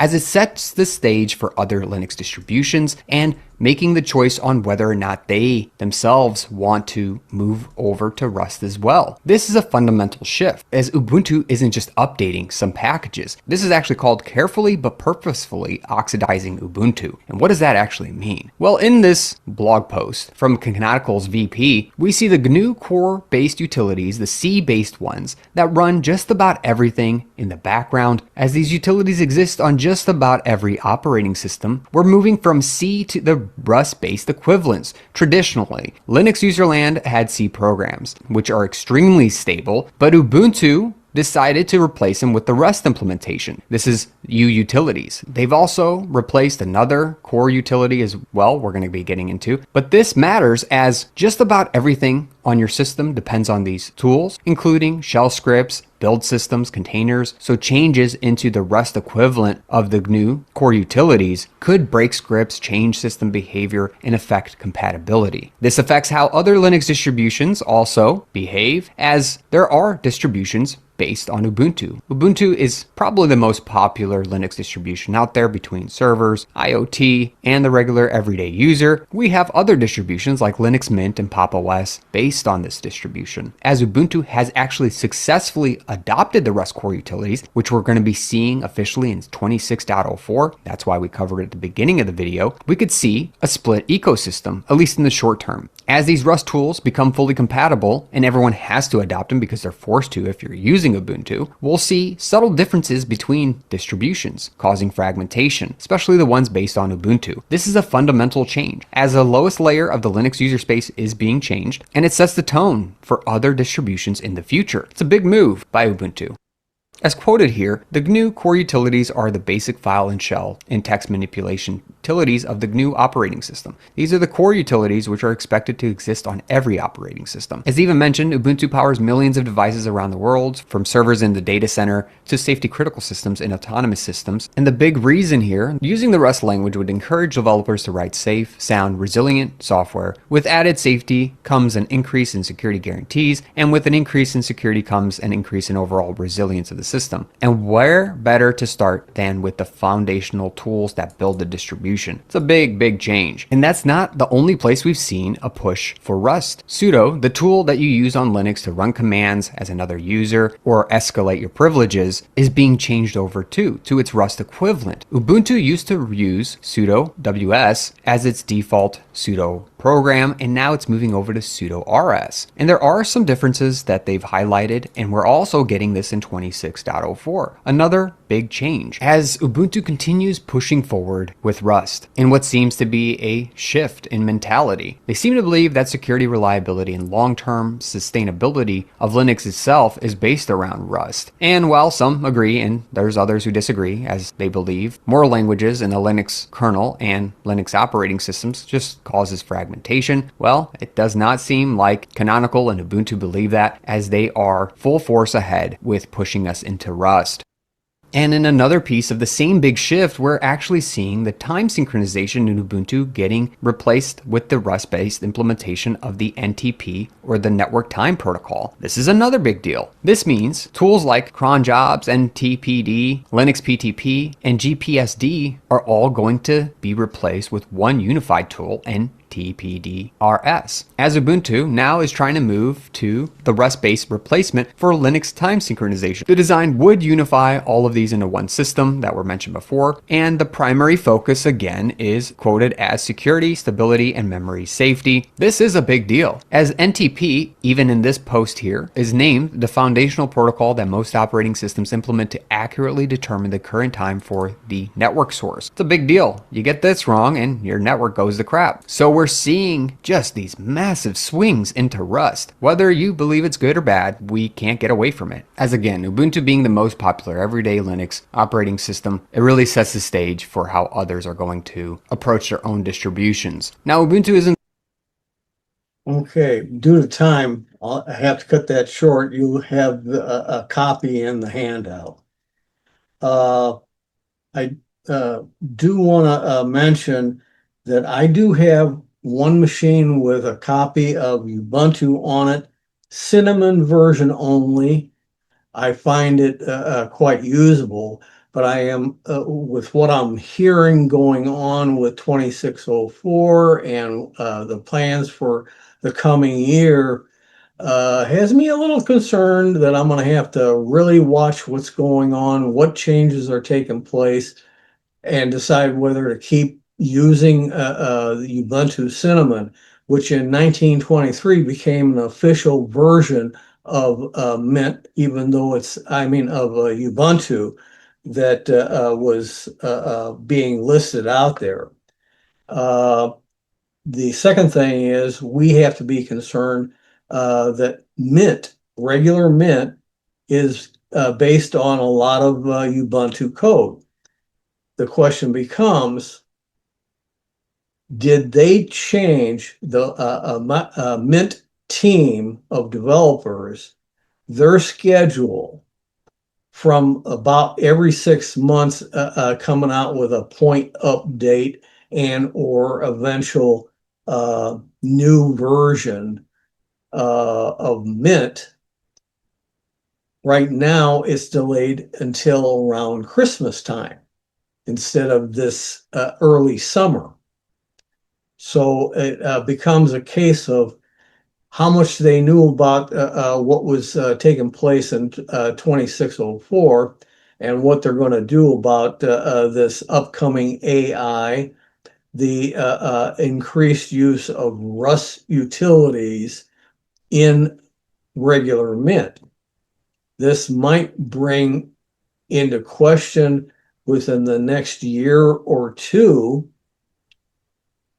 whether Mint stays with Ubuntu or uses its LMDE as its mainline version. We don't have answers. We're going to have to wait and see. I'm going to start getting ready to do the handouts. Okay. Chat panel. And bring that back up. And I got that. And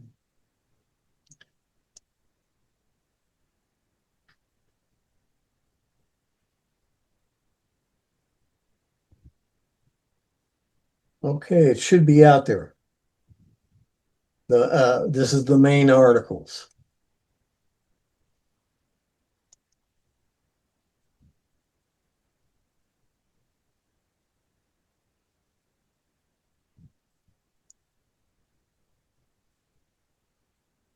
Failed to download. Now I got another one going out now. This one is it says topics is the last word in the title. This is all the software that I mostly found in Software Manager that we discussed going back to September of last year through last month. Now the third piece of software, third piece of handout. Tim, I'm having trouble downloading. Pardon? I'm having trouble downloading from. I can't imagine why offhand. I too have trouble downloading. It says What version of Zoom are you guys on? 7? 700? Yeah. No. And Mint? You're supposed to be on 7.0.2, and that might be the cause. No, not for Linux. Zoom is 700 in Linux now. Well, in either case, the articles list is 49 kilobytes, well within limitations, and the topics is 2 kilobytes in size. So I don't know what's going on offhand. I find in a fully updated Linux Mint 22.3 with Zoom 7.0.0, the downloads are working.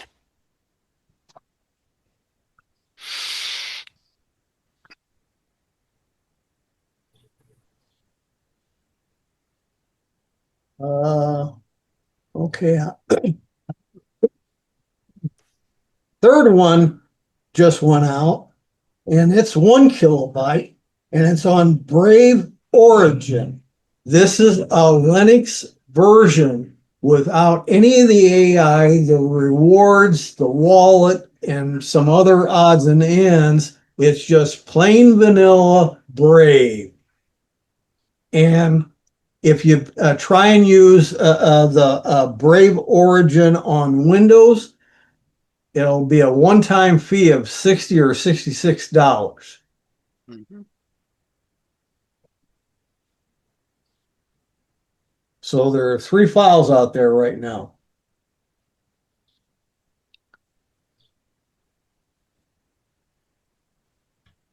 And it failed to download all of them. Tim, can you attach them to an email to me? How much you paying per file? My internet dropped, and I only see the Brave Origin. I was gone when the other two Well, were that's sent. because you dropped out, and that means that anything that was in chat before you got back in, you can't see. This is normal function in Zoom. And I'm not joking when I say that. I didn't create it. Zoom created it.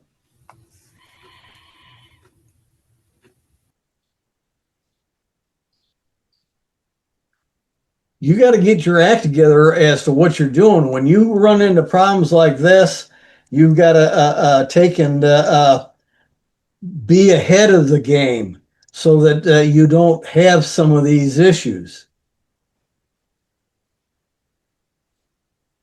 I'm looking up when it was I had difficulty downloading the documents in I the put meeting. a second copy of articles and topics out there Yeah. so Dennis can get them. Yeah.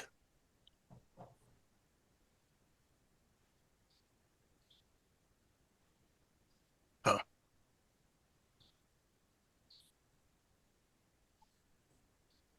Well, I haven't heard how much you're paying me to email you, Peter. I'm going to look. No, I don't think it was actually under Linux I had that difficulty. All I know is Linux version of Zoom is always a little behind Yeah. the Windows version. But the bottom line is the original 7 and 7.0.1 were withdrawn because of major problems. They wanted you to go back to 6.7.8. Yeah. And I it won't let you downgrade. You'd have to totally remove Zoom to be able to go back to that one. But since then, they've come out with the 7.0.2 version. Yeah. And that's why you got to really pay attention. I try and keep at least my notes Mhm. for the meetings and that with what the current version is. Yeah, the difficulty I had was with the Windows version when they went above 7. With Linux, it was still working. So in Linux, I don't think they ever withdrew 7.0.0. Well, I think they solved some of the problems that the Windows versions of 7 and Yeah. 7.01 so that the current version works the way 7.0.2 is working. So anyway, if people are trying to download in Linux from Zoom, it should work on the current version. Well, that's only if people are up on the current version. The people that are not up on the current version may have all kinds of problems. Some, if you've got too old of a version, they won't even let you in Zoom. Yeah. The other thing that has to be up to date is the operating system itself. There are some of the core utilities that have been updated in Linux. Oh, there's lots of dependencies in all kinds of software on any OS, such that if you don't stay up to date, you're cooked. Yeah, you can be. Oh, well. Of course, keeping Windows up to date is one hell of a nightmare. Yeah, it has been, but this month seems to have been okay. Well, they've been finally getting real fixes out, but they also are still pushing when they the AI stuff, even though they said they were going to pull back on a lot of that. So they have already changed their mind on that one. All right. Well, Peter, you're going to have to. I'll tell you what, Tim. If you come to Maui, I'll buy you a coffee. At your expense. You send me the tickets, and the accommodations for the hotel, et cetera, and some spending money, and I'll be. I ain't an idiot. All right. Anybody got any last minute things? I know Earl left, but that's not unusual. He usually leaves a bit earlier than what he did tonight. I think the only thing we need to know is when the next meetings are for CCS. There is no more meetings. Oh, that's simple. That, yeah, it makes it nice and simple. Very simplistic. No more meetings. No. Let's see here. I got to bring up the calendar. Probably next week, Thursday is the next one. Yeah. The 7th should be keeping up with tech. The 12th should be tips and tricks SIG. Yeah. The 19th should be Windows, Office, and AI.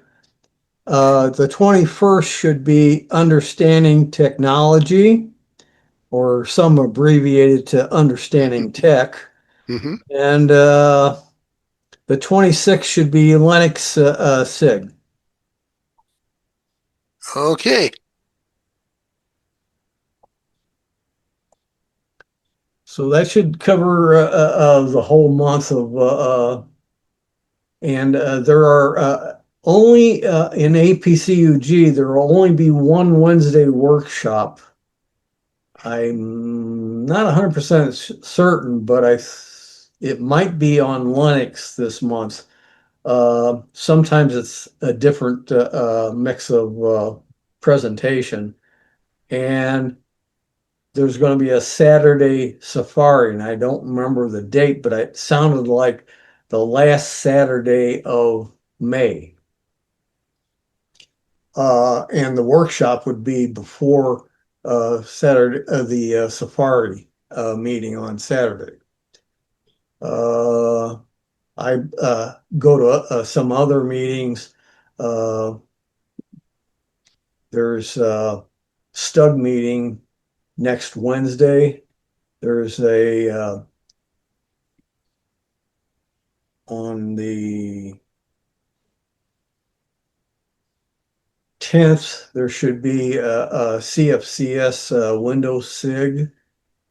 And then the last Friday of the month should be Let's Talk AI that I know of offhand.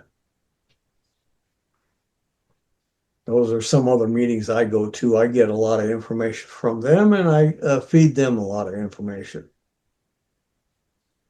I use the CFCS Discord account to do a lot of posting. I don't post everything that I give you guys in handouts or in the more FYIs, but they still get quite a bit of the information.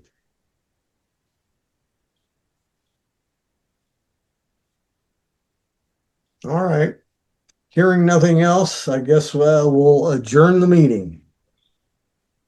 Okay, then. Aloha to everybody. All right. Aloha, and By the way, 21 Peter, degrees. your voice is faded some. Really?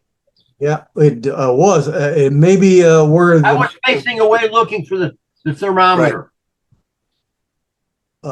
somehow degrees. voice is a lot 84. lighter than it was in the meeting. Okay.